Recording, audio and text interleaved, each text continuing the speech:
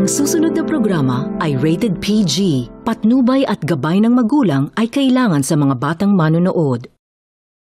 Gabi, malalaman na ang mga bagong grupo. Humanda.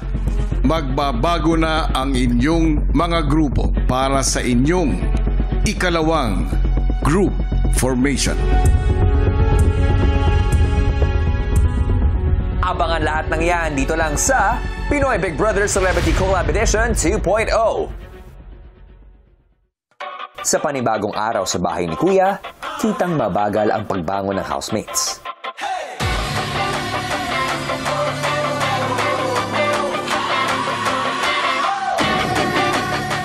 Paglabas ng living room, may napansin ng housemates.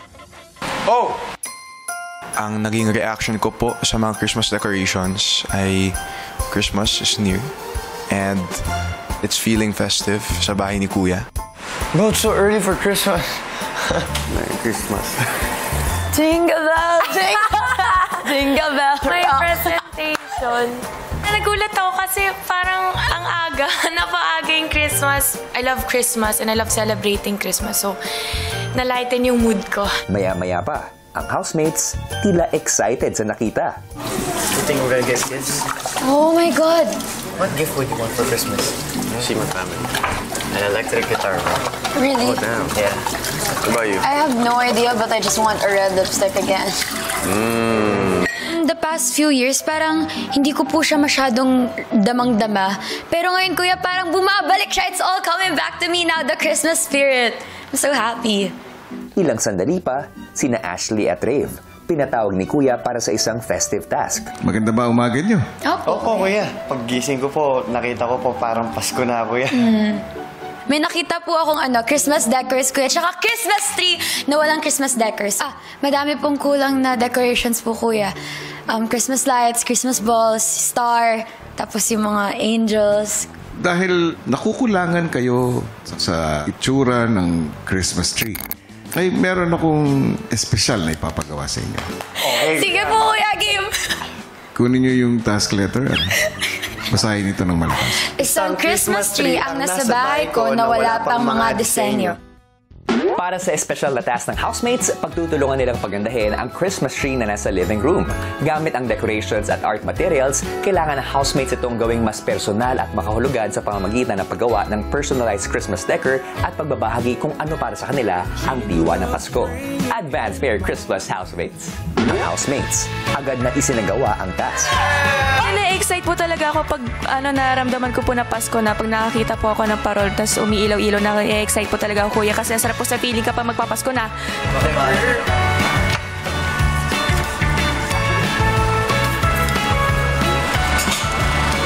Naalala ko po yung mga Christmas times na I spent with my family po before. Kasi lagi po kami nagsiselebrate ng Christmas at naalala ko po yung mga gifts, yung mga pagkain.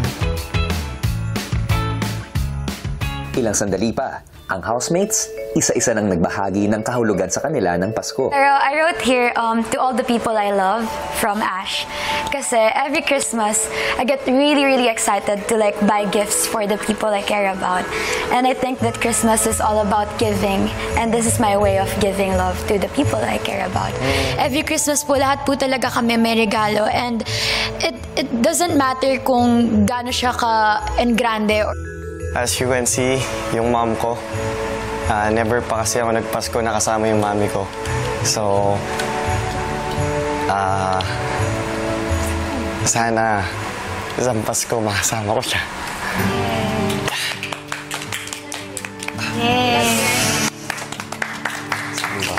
Naging masaya po yung mga Pasko ko dahil nandyan po yung lola ko, nandyan po yung tatay ko, na parang nako-cover up po nila yung part na hindi ko po kasama yung mama ko.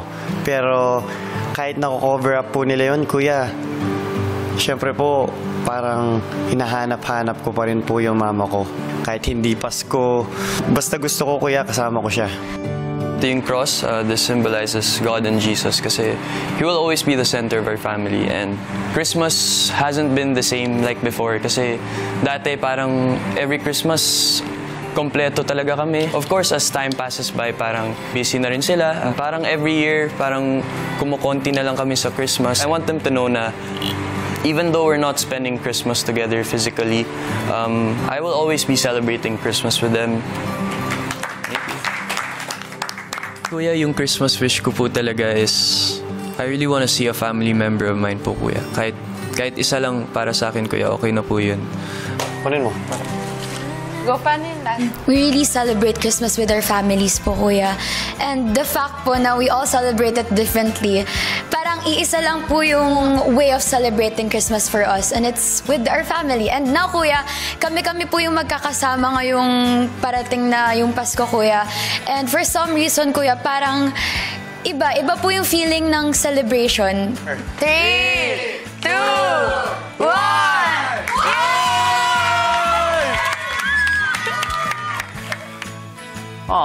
Ramdam na talaga ang Christmas feel sa loob ng bahay ni Kuya. Naway tumibay pang samahan at mapuno ng pagmamahala ng housemates sa paglipas ng araw.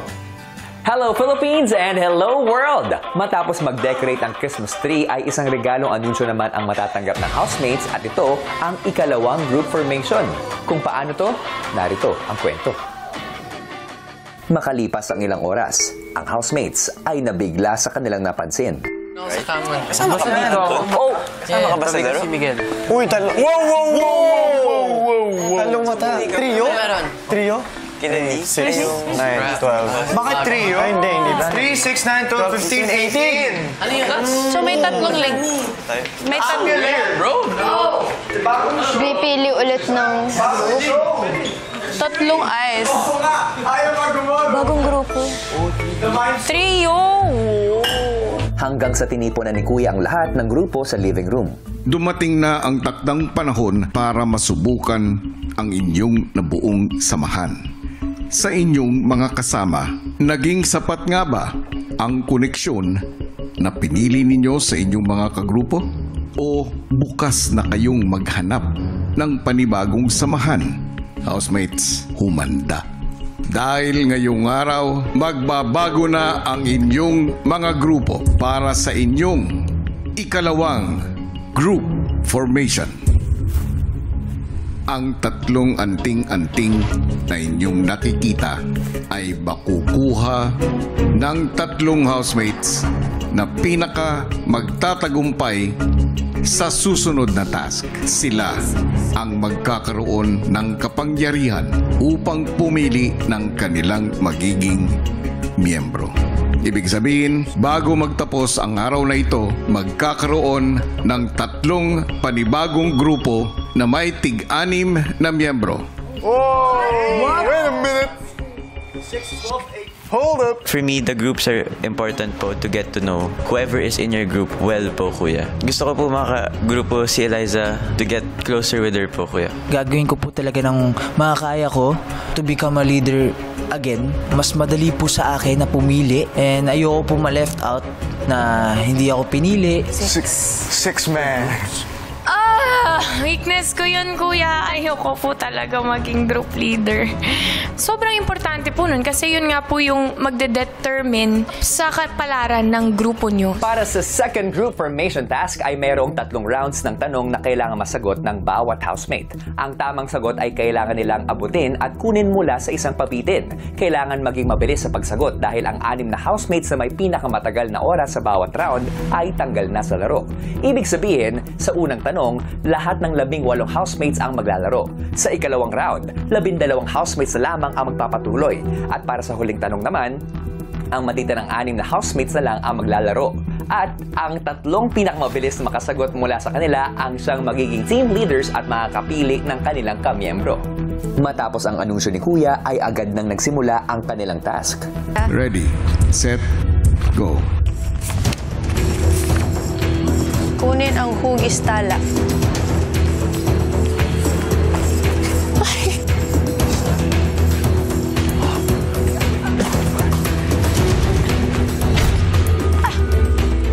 Oh my God! Kung mabilis mabilis ang iba sa pagkuha. Ang nag-aalinlangang maging leader naman na si Princess, kuha na ni Princess ang tamang sagot. Ang ilan naman ay hirap makatama. Hugis tala.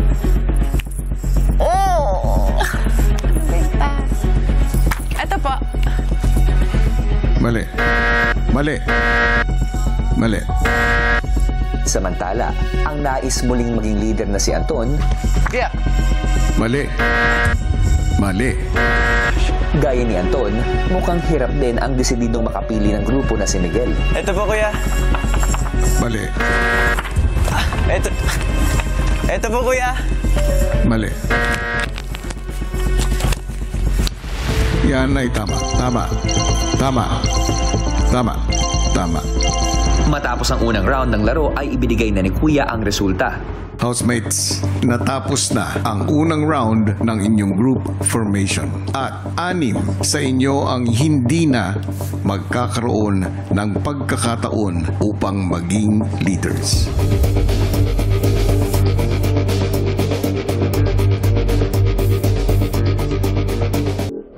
Sa pagpapatuloy ng anunsyo ni Kuya tungkol sa second group formation task, ang mga pangalan na aking babanggitin ay ang 12 housemates na magpapatuloy sa susunod na round. Ang housemate na may pinakamabilis na oras, Caprice.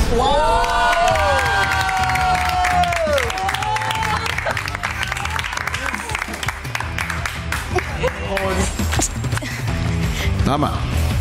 hanggang sa isa-isa ng pinangalanan ni Kuya ang pasok pa sa next round. Sophia, Carmel, Ashley, Lee, Crystal, Joaquin, Ray, Marco, Eliza, Clifford, Princess, Nangangahulugan na sina Lela, Fred, Heath, Inigo, Miguel at Anton ay tanggal na sa laro. Nalungkot po ako sa sobrang tagal pala ng time ko po, Kuya.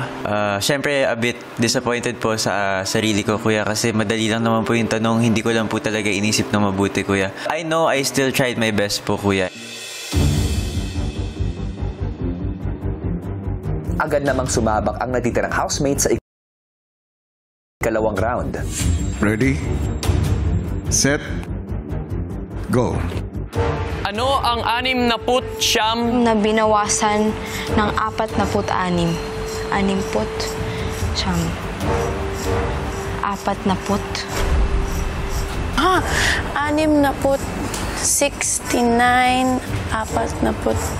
Hala, 69, 46, 69, 46, 20. 3, 9, 8, 7, 6. Naput.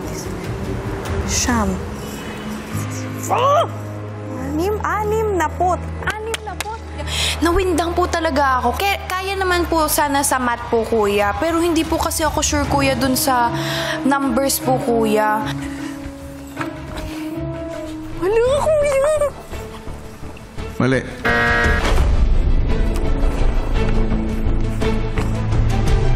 Mali. Wala, Kuya. Kung hirap ang dating leader na si Carmel, si Rave naman, Mali. Ito po. Mali. Ala. Mali.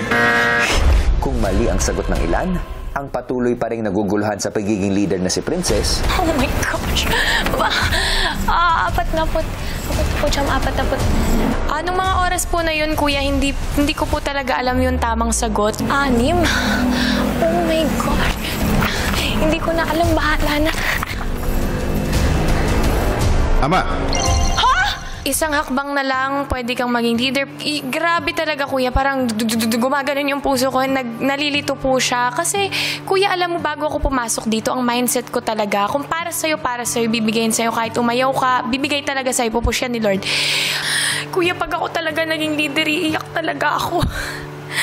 Kasi, Kuya, natatakot talaga ako. Like, oh my gosh. Hanggang sa isa-isa na ring nakuha ng housemates ang tamang sagot. 69, 46, 23.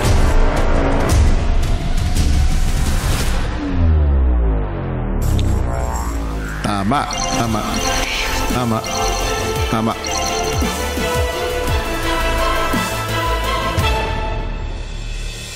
Matapos ang ikalawang round, natapos na ang pangalawang round at 6 sa inyo ang hindi na magkakaroon ng pagkakataon upang maging leaders.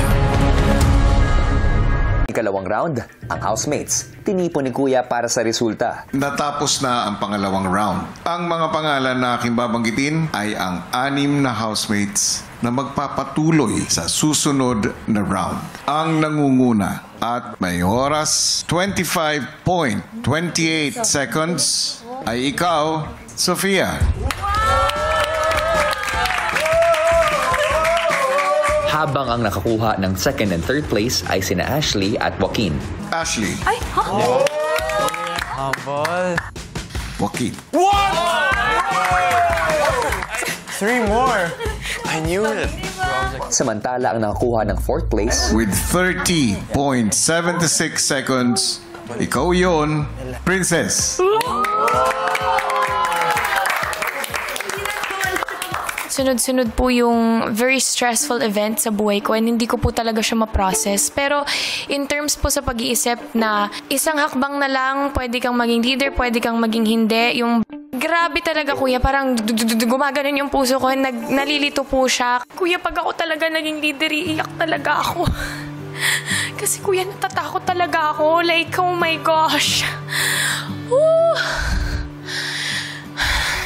Ang ikalimang housemate na kwalipikado na magpapatuloy sa susunod na round ay ikaw, Eliza. Hindi. Ayoko. Si Kuya, ayoko po. Natatakot po ako mag-lead. Alam ko po na baka, siguro, Kuya, hindi ko po kaya mag-lead.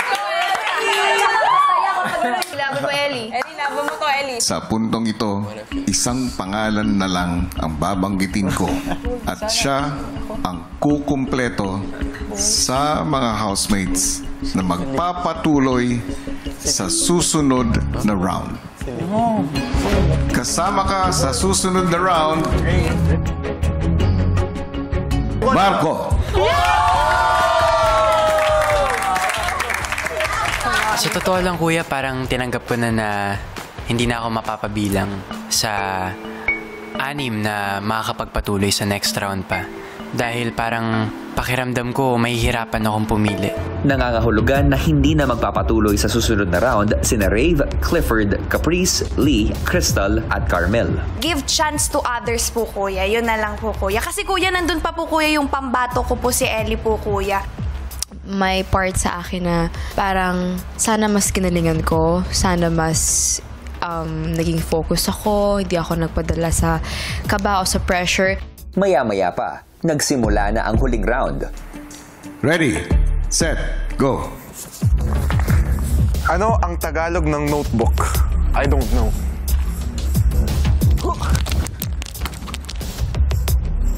Tama. Ano ang Tagalog ng notebook? Kwaderno. Lord. Kung tila naging mabilis ang mga nauna, ang mga sumunod naman, tila nalito. Ready, set, go. Basahin ng malakas. Ay, sorry po. Ano ang Tagalog ng notebook?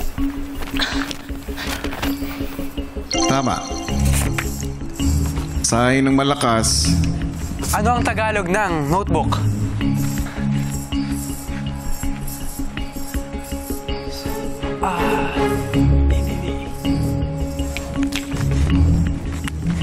Kwaderno.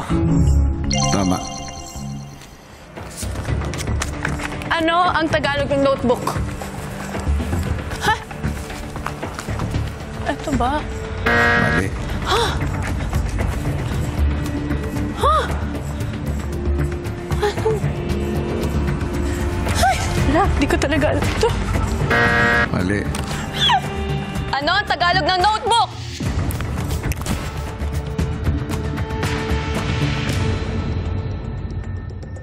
Maya-maya pa, ang housemates tinipon ni Kuya para sa resulta ng huling round. Oras na para malaman kung sino ang tatlong magmamayari ng anting-anting o agimat at ang tatlong housemate na pipili ng magiging kamiyembro nila na bubuo sa kanilang mga grupo. Para sa ikatlong round na inyong dinaanan, una kong sasabihin ang nagtala ng pinakamabagal na oras. Ikaw ang nakakuha ng 6th place. Sofia. Ang susunod naman ay nakatapos sa 28.46 seconds. Ikaw ay 5th place. Marco. 4 na housemates na lamang ang natitira. Ang pangalang babanggitin ko ay ang magmamayari ng ika-4 na pwesto at hindi magiging leader at makakapili ng mga miyembro niya. Ikaw yon. Anunsyo ng resulta ng second group formation. Ang pangalang babanggitin ko ay ang magmamayari ng ika-4 na pwesto at hindi magiging leader at makakapili ng mga miyembro niya. With a time of 17.68 seconds, ikaw yun, Joaquin. Oh my God, bro! Bro, I knew it. I knew it. Sa puntong ito, 3 sa mga nakaharap sa inyo na nanatiling nakatayo ay ang siyang mga nagmamayari ng anting-anting. Congratulations, Eliza, Princess, at Ashley.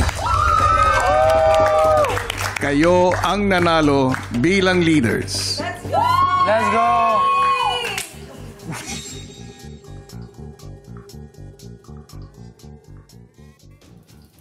Princess, maaari mo nang kunin ang agimat at isuot sa iyong pwesto ang anting-anting na ito. Grabe ang energy ngayong madaling araw. Ano oras na kayo? 3. Para sa second place, isuot mo na rin ang agimat, Eliza.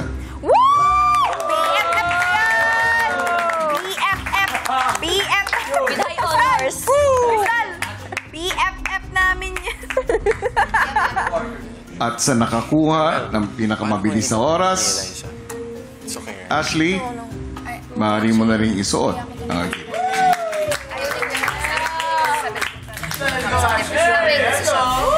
Sabi ko, sabi niya, paano yan? Hindi ka... Bago magsimulang mamili ng members na Ashley, Eliza at Princess na kapwa first time maging leaders, ay isang anunsyo pa ang ibinigay ni Kuya. Hindi tulad sa unang group formation, hindi mo makukumpleto ang grupo mo agad.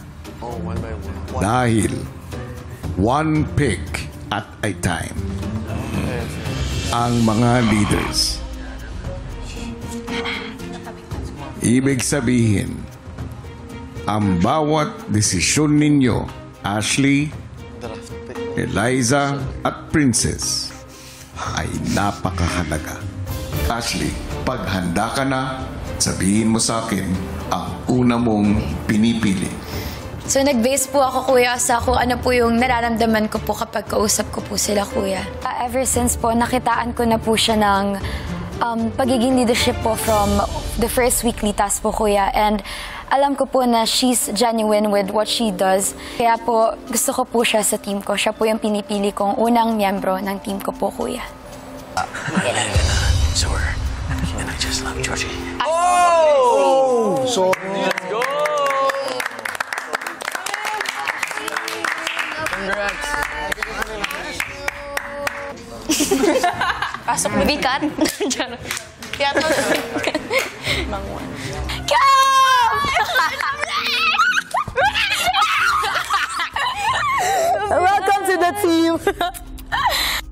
Kung pinili ni Ashley ang first time niyang makagrupo na si Caprice, sino naman kaya ang first pick ni Eliza? Itong unang tao po na pipiliin ko po na maging part ng group ko po, kuya, ay nakikitaan ko po ng potential. At naniniwala po ako, kuya, na matalino po siyang tao, may mabuti po siyang puso, at malakas po yung fighting spirit niya, kuya. Yun po ay si Heath po, kuya.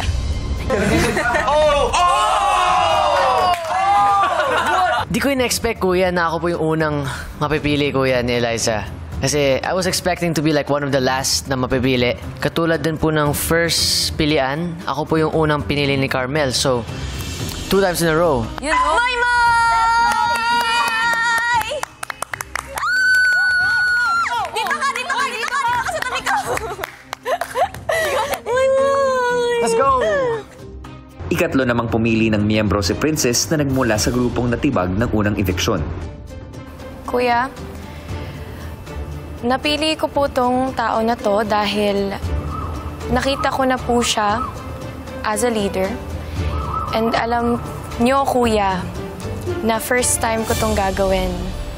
And I believe na makakatulong talaga siya sa akin. Si Joaquin sa grupo ko.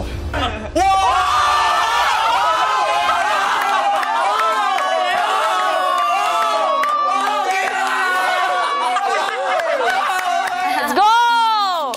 Woo! Kapag pumili ako ng may experience na madami akong matututunan. Sa ikalawang ikot ng pilian, tila mabilis ang naging desisyon ni na Ashley at Eliza. So, yeah, leave. Kasi alam naman natin na magaling din naman talaga siya sa mga task. Tsaka may puso. Alam natin na pure intentions. Lahat na Hindi ko alam na nag-bet pala. Support ka. Okay. Pinipili po namin, kuya, na maging miyembro sa grupo po namin ay si Rave po. Let's go!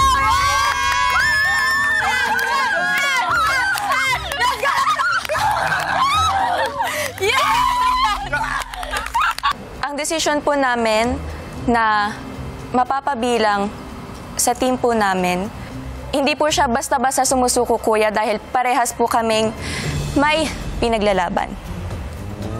Yun po ay si Marco po, kuya. Yan na, or farmer!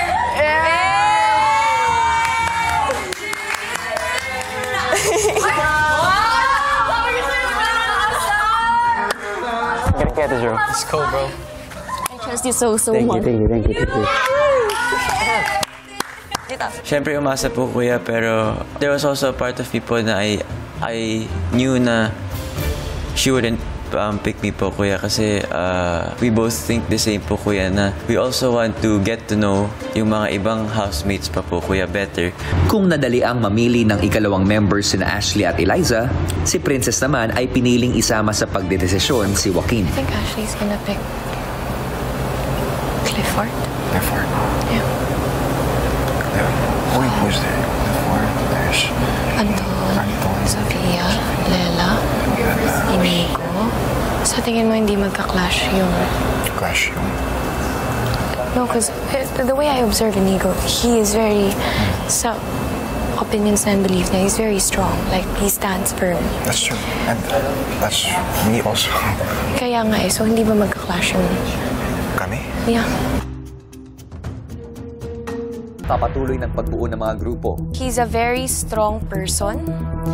Malakas ang paninindigan niya. He's very smart. So... Ang pinili ng grupo ni Ashley ay si Clifford, habang si Crystal naman ay pinili ni Eliza at si Miguel ang pinili ni Princess.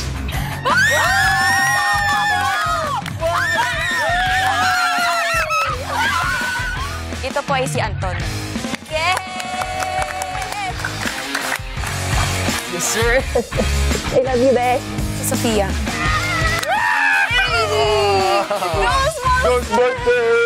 Sa huling round ng pilian, I want to give Ed another chance. Kasi I've heard him talk and like, it's also coming from his heart.